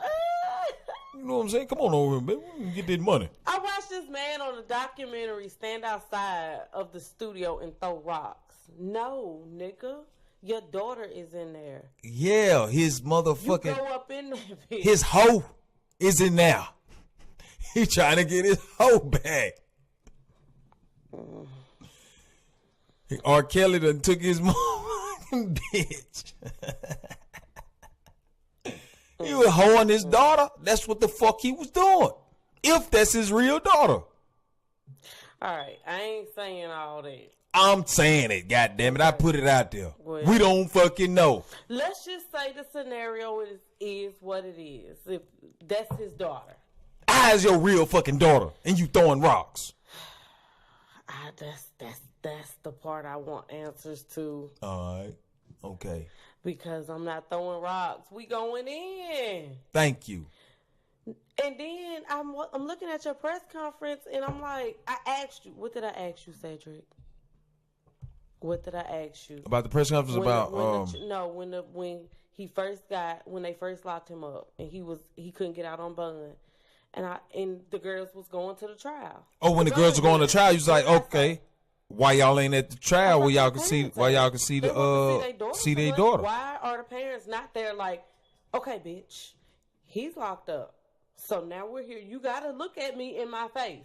Thank you. Because I want to see if you're okay. So you got to have a conversation with me. First of all. But you sat on that press conference and said you didn't go. But you want to see your daughter. On top of that, First of all, they did get to see their daughter. Want to know why? Because cameras was everywhere. And they saw that their daughter was okay. Yeah. But so stop it. Fuck a camera. You should have been there if it was that And on top of that, important. Their daughter been going out on tours. She been at concerts. And I don't know if that was the one that was on the stage with him. That's on the stage. Put the supposedly, allegedly put the daughter up on stage, the friend or somebody. No. Not at that time. I'm talking about recent, like in since then. Been on the stage, like since she been estranged from her mom and dad. I seen like a picture with both of them. Have she been on the stage? Not since on the then? stage, but they was right there at the. Okay, stage. so they at the concert. So clearly you see, and you see them. They like dancing. So you know that they straight. So what the fuck is your concern about? They dancing. They partying. You know, they on the stage, they with R. Kelly. They went to the trial. They supported them. You see they healthy. You see they ain't been starved out. You see they been eating. Matter of fact, show the camera, okay, when they left the courthouse while R. Kelly was locked up, show the footage of them going out to eat after that. How about that? So, I mean, how about that? Do people, like, okay, they got to ask permission to eat? Stupid. Shitting and pissing in buckets. Stupid. Like, I don't believe that foolishness. is fucking dumb. But see, they gotta make the shit seem they so. They look healthy to me. They look like they've been eating the meat. Look like they've been taking showers. Look like their hair was done. Look like, you know, I wasn't there, but asked the people that was at the courtroom, the bailiffs and shit, did they smell like piss? Did them bitches smell like piss? Wait a minute. The morning that he had the hearing, he was already there. So, like, if they were still at the apartment, did they have to call him and ask could they take a bath?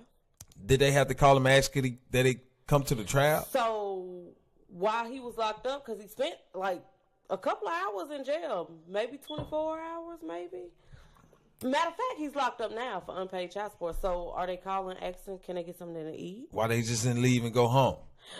You had a press conference. He's locked up now for child support. Why you dumbasses ain't in Chicago checking on your daughter? Oh, right.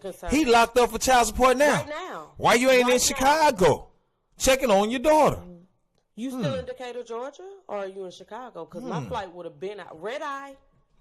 Her ass is in fucking Decatur because she know her daughter don't give a fuck about her. And because her daughter know that the mama don't really give a fuck, and it's all about a daughter, a dollar. I just don't believe it. Mama, get your ass out of here! You fucking up my money. I will say that I feel like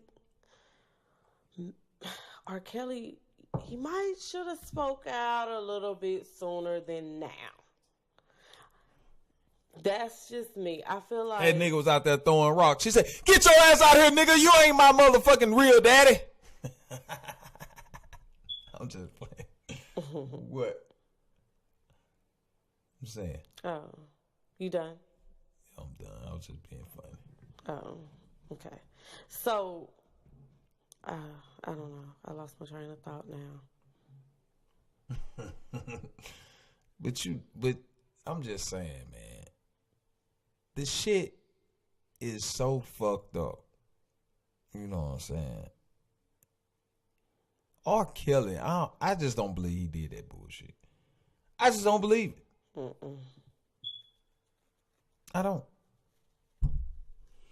But yeah, man.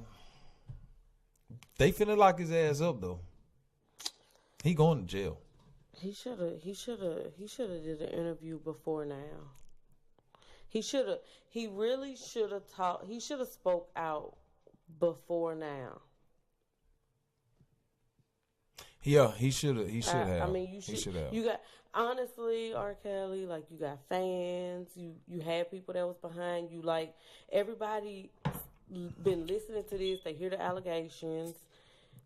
People wait on response. It's just like, okay, we talked about this one day with the beef, like in hip hop. Mm-hmm. You remember how we talked about 50 Cent, Ja Rule? Yeah. 50 kept coming, Ja Rule wouldn't respond. You have to clap back. You have to respond. You got to clap back immediately. It's over. If a motherfucker come for you, you got to be on their ass. You got to bury their ass. You got to bury them fucking cockroaches. And we ain't going to talk about this tonight, but the Neverland, Leaving Neverland, that shit aired, of course. But I tell you one thing about Mike.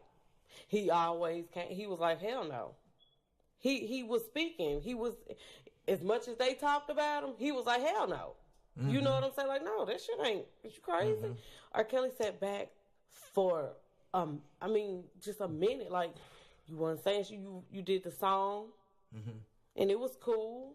But you should have constantly been like, hell no. Do y'all see this? Point out little shit that they say. Yeah, he should have. You gotta bury their asses. But now you don't wait it. It's too late. You right. Like, he should have been like. Even your little fans that you had left, they looking like, damn, he ain't gonna give us an explanation.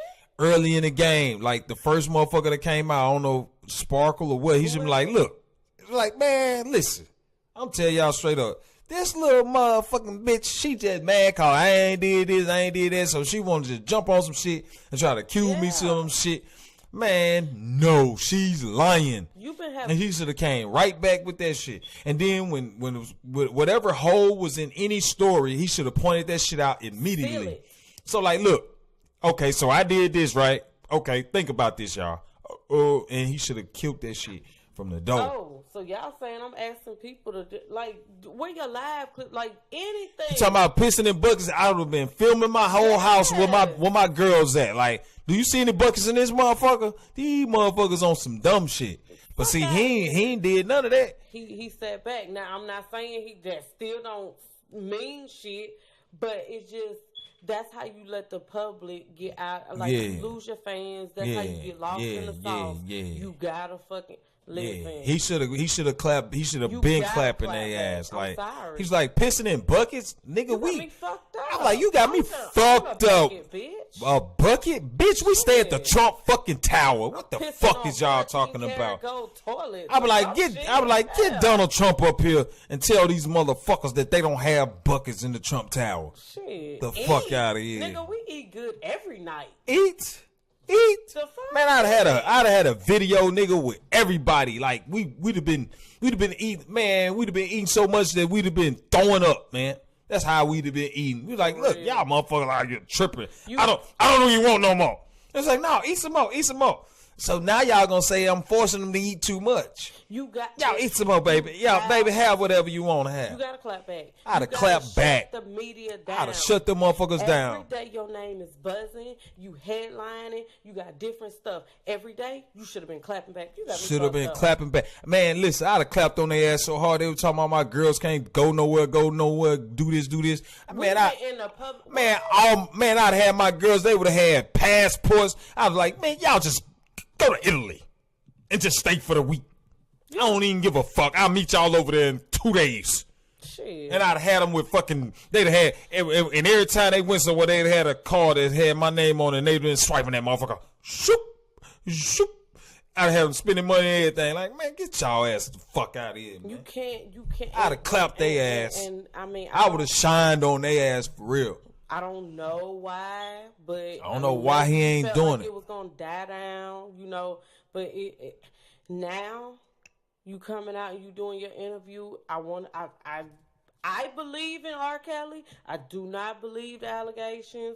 But at the same time, you don't waited too late. But see, you got people you don't waited too late to tell your story. You don't let it get too far out of hand. Now you can't draw the people back into you because they too far gone. Okay, and you got to think about this too. Okay, he don't trust nobody, right? And they ain't using common sense either. He ain't using common sense. No, they ain't. No, yeah, the people ain't. But R. Kelly ain't either. No, and you got to think about it.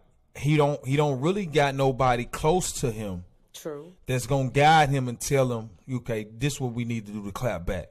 So basically, the only people that he got is lawyers and shit. And to be honest, you don't really know if you can really even trust you know, them at this point, they might be advising you on dumb shit.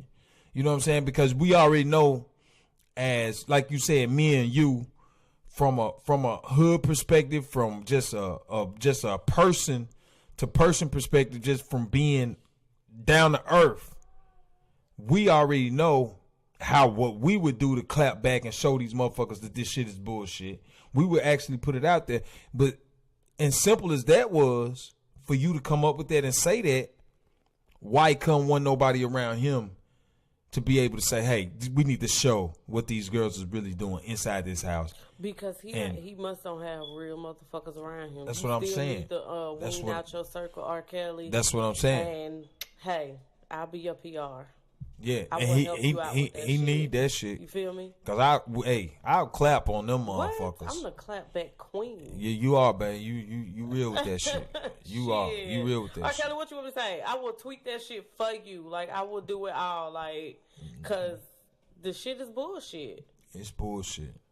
Straight up. Nah, you want me to believe it? I gotta have some more. I gotta have something. I don't believe it, but at the same time, R. Kelly he could do a better job of disproving these allegations by actually showing what's really going on in this house. Like it's 2019, and you know, and I ain't, you know, and I'm not casting aspersions on the man, because I think he's innocent. Right.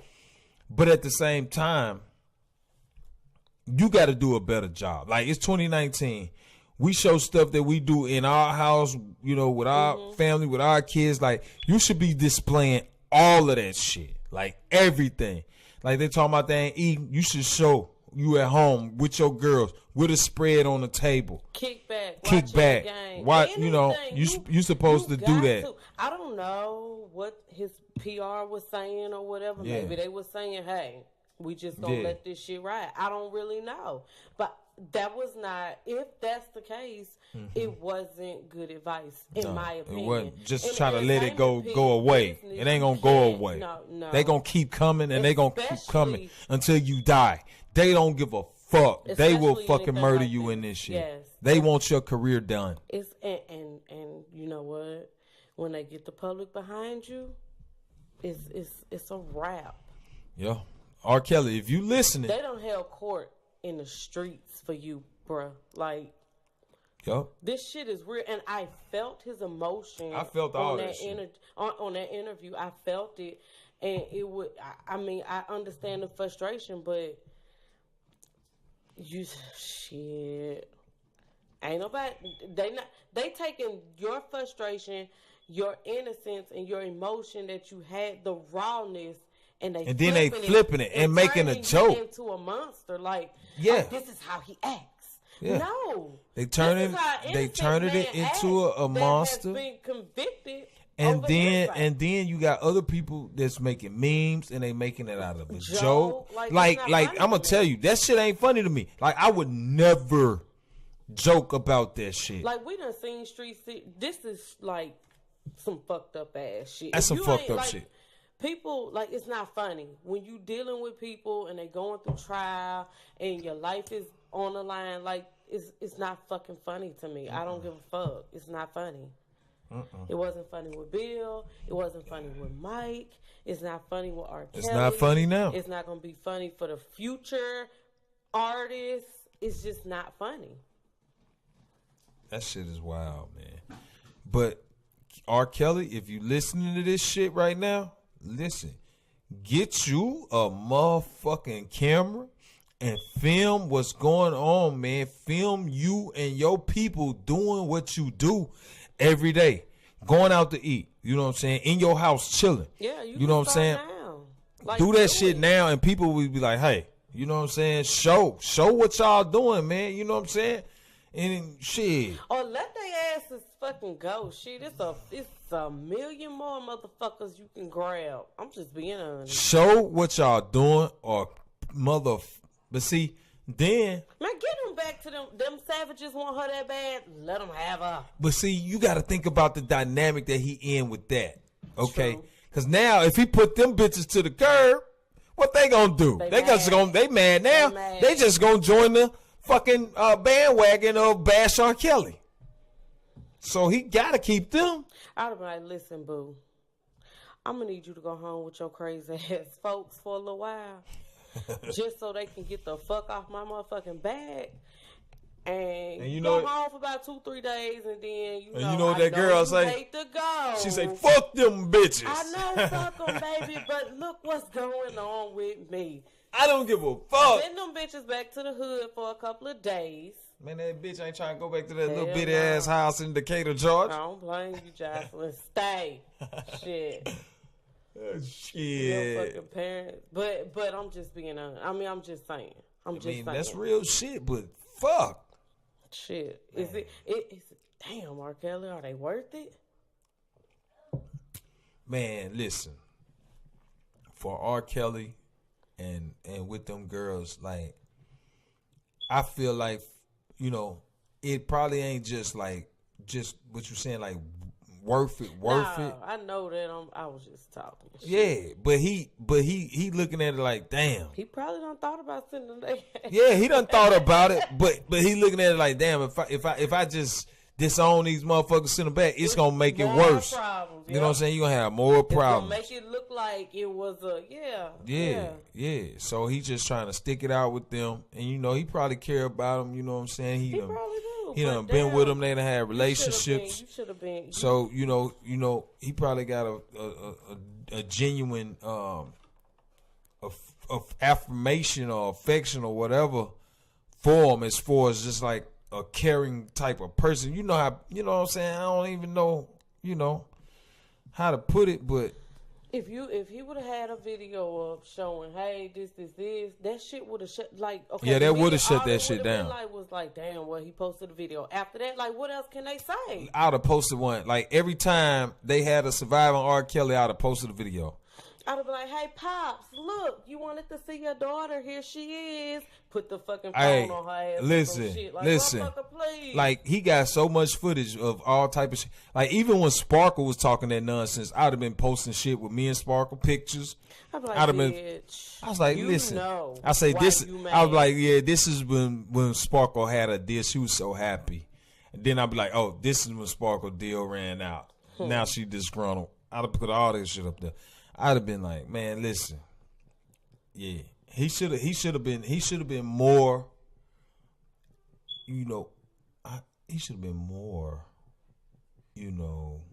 forthcoming, like, about the situation. You're a public figure. You should have been more public. Yeah, more public. I mean, I'm just saying. And then, you got people who they like to keep their personal and their private separate. When they public figures, they like to do that. But when it comes down to this, and your shit is already out there, and they pulling your private to the public, allegedly, you got to clap. You got to be in the public. You got to clap back. You got to be in the public with that shit. If the media come for you, you have to shut them down. That's the only way to get them off of you. Yep. But you didn't. So guess what?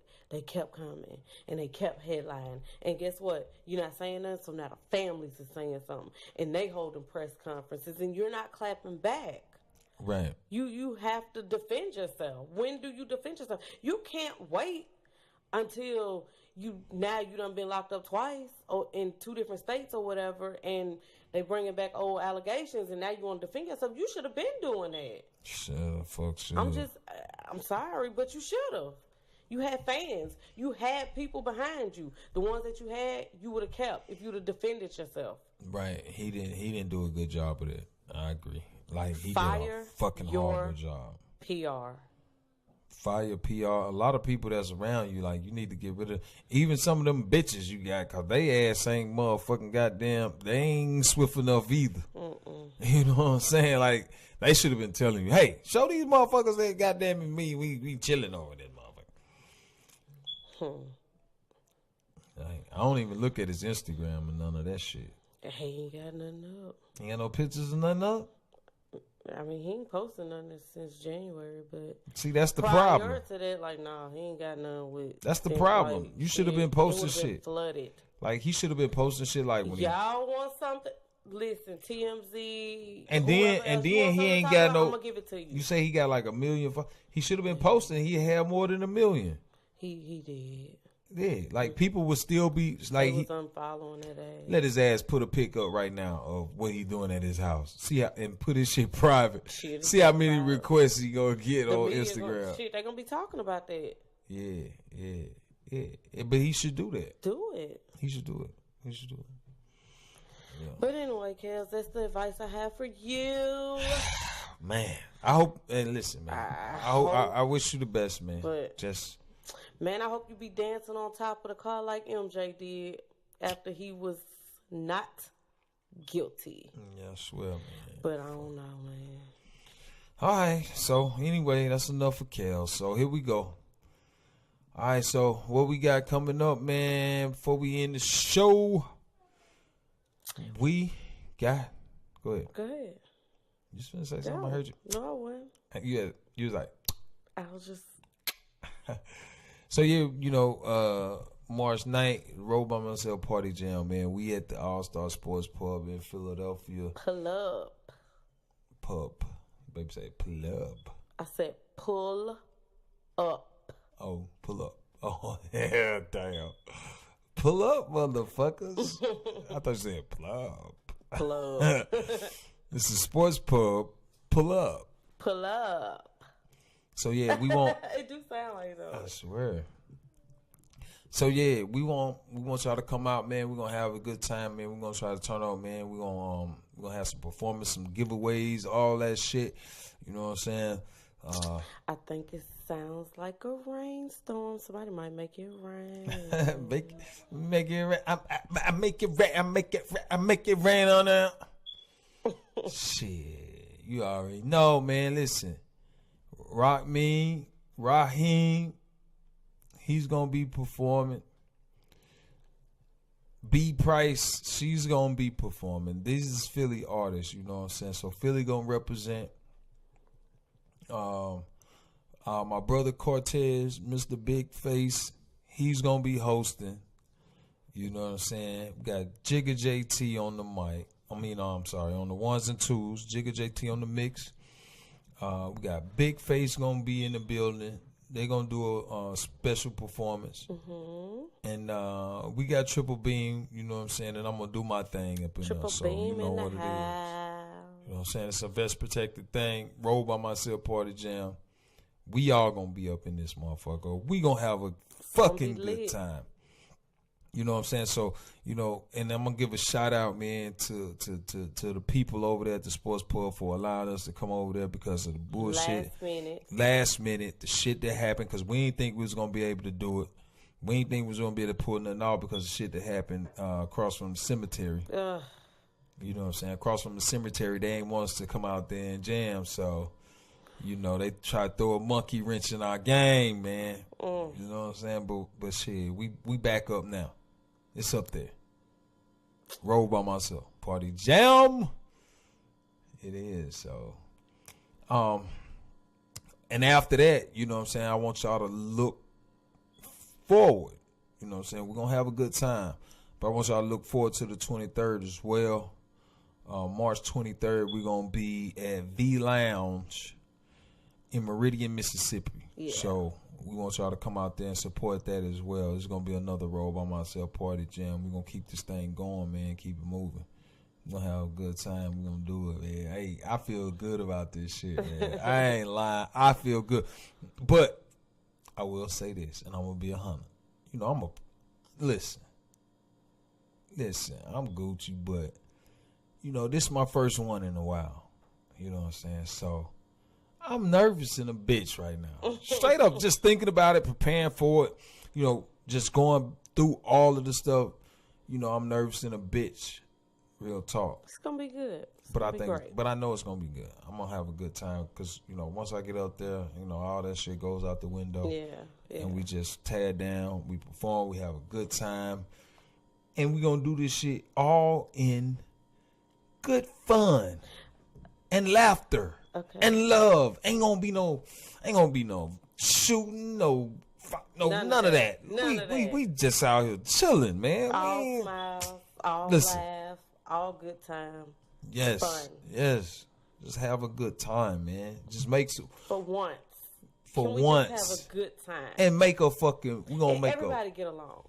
Yeah, we're going to make a memory and a legendary moment happen. And it's going to be plenty more to come.